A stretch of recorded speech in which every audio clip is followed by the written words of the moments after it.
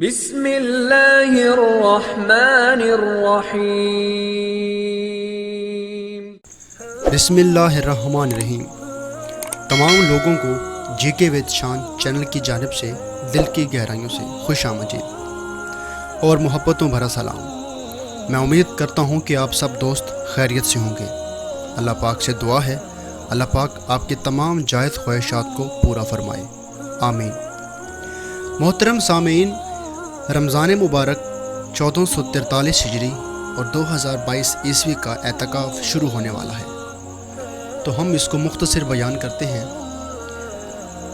رمضان قریب میں اعتکاف کی سنت، اللہ کی قربت اور عبادت کے غرض سے مسجد میں رہنا اعتکاف کہلاتا ہے۔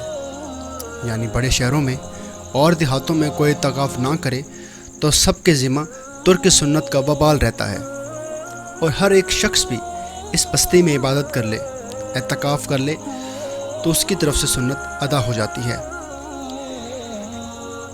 اس کی رمضان کا تیسرا عشرہ میں یعنی آخری 10 دن میں اس کی مدت دنیاوی کاموں، نفسانی خواہشات، دل پسند مشاغل اور اہل عیاب سے وقف ہو کر خود کو اللہ تعالیٰ کی راہ میں خرچ کرنا ہوتا ہے۔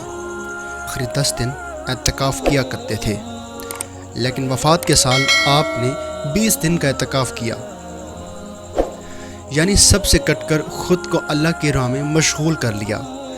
اگر کسی کو اعتکاف کے لیے 10 دن میسر نہیں آتے تو جتنے بھی دن میسر ہوں اعتکاف کر لیں۔ حضرت عبداللہ بن عمر سے روایت ہے کہ حضرت عمر نے نبی اکرم صلی اللہ علیہ وآلہ وسلم سے پوچھا، یا رسول اللہ، میں زمانہ جاہلیت میں مسجد حرام میں اعتکاف ماننے کی نظر مانی تھی، تو آپ صلی اللہ علیہ وآلہ وسلم نے فرمایا کہ تم اپنی نظر پوری کرو۔ اس سے یہ دلیل ملتی ہے کہ اگر دن نہیں تو ایک رات بھی عبادت اس نیت سے کر لیں کہ آپ اعتکاف میں ہیں۔ حضرت عائشہ رضی اللہ عنہا فرماتی ہیں کہ کوئی بھی اعتکاف کرنے والے مریض کی عیادت کر لے، یعنی اگر کوئی بھی بیمار ہے یا ہسپتال میں ہے یا گھر میں ہے تو اس کو پوچھنے کے لیے بھی نہیں جا سکتا، وہ مسجد میں ہی رہے گا، نہ جنازے میں جائے گا، اور اگر مسجد کے اندر نماز جنازہ ہو رہی ہو تو اسے پڑھ سکتا ہے، لیکن اگر نماز جنازہ کہیں اور ہو رہا ہے تو وہاں نہیں جا سکتا۔ نہ عورت کو ہاتھ لگا سکتا ہے اور نہ ہی اس سے مباشرت کر سکتا ہے، اور نہ کسی حاجت کے لیے مسجد سے نکل سکتا ہے، سوائے اس حاجت کے کہ مسجد سے نکلنے کے علاوہ کوئی اور چارہ نہ ہو، یعنی بلا وجہ مسجد سے نہیں نکلنا چاہیے۔ اب جن حاجات میں مسجد سے باہر نکلنا چاہیے وہ حاجات کیا ہیں؟ یعنی واش روم کے لیے جا سکتا ہے، جب انسان کے جسم سے بو آنے لگے تو تھوڑا سا پانی اپنے اوپر ڈالنے کے لیے باہر جا سکتا ہے، لیکن یہ نہیں کہ انسان اپنے گھر جائے اور تسلی سے نہائے دھوئے، خوشبو لگائے اور پھر مسجد آ جائے۔ یہ سب اعتکاف میں کرنا جائز نہیں۔ خواتین اکثر اوقات کہتی ہیں کہ کیا ہم گھر میں اعتکاف کر لیں؟ قرآن مجید میں آتا ہے کہ تم مسجد میں اعتکاف کرنے والے ہو۔ آپ دیکھیے، مسجد حرام اور مسجد نبوی میں رمضان میں باقاعدہ حصہ وقف کر دیا جاتا ہے اعتکاف کرنے کے لیے۔ یہ نہیں سننے میں آیا کہ مکہ اور مدینہ کے رہنے والے لوگ اپنے گھروں میں اعتکاف کر رہے ہوں، لیکن اگر جہاں پر کوئی بھی موقع فراہم نہ ہو، کوئی بھی قریب مسجد نہ ہو اور عورتوں کے لیے بھی کوئی جگہ نہ موجود ہو اور خواتین عبادت کرنا چاہتی ہوں تو عبادت گھر میں کر لیں۔ جو مسنون اعتکاف ہے وہ مسجد میں ہوتا ہے۔ رمضان کی 20 تاریخ کو فجر کی نماز کے بعد مسجد میں اعتکاف کی نیت سے بیٹھنا سنت ہے، یعنی جس نے بیٹھنا ہوگا وہ 20 روزہ کی صبح کو بیٹھے گا، اور جب عید الفطر کا چاند نظر آئے گا تب وہ اعتکاف سے باہر آ جائے گا۔ اعتکاف میں روزہ رکھنا لازم ہوتا ہے۔ عورتوں کو بھی اعتکاف کرنا چاہیے۔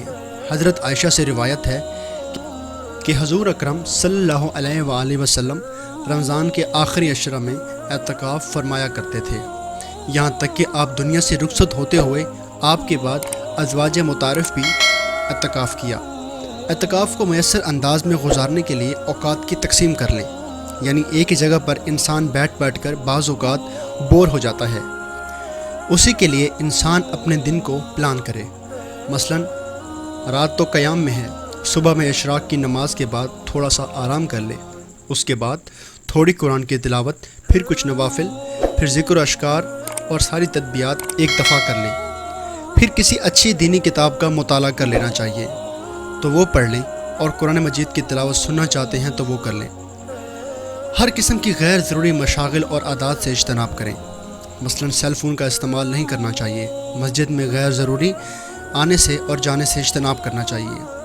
ہر چیز پر صبر کرنے کی ضرورت ہے، کیونکہ آپ عبادت کرنے کے لیے آئے ہیں۔ اصل میں اعتکاف تنہا بیٹھ کر عبادت کرنے کا نام ہے۔ اگر مسجد میں جا کر بھی آپ باتوں سے اجتناب نہیں کر سکتے تو پھر آپ کس لیے یہاں آئے ہیں؟ ان باتوں کا دھیان رکھنے کی ضرورت ہے۔ اعتکاف کا مقصد تنہائی یعنی گوشہ نشینی ہے۔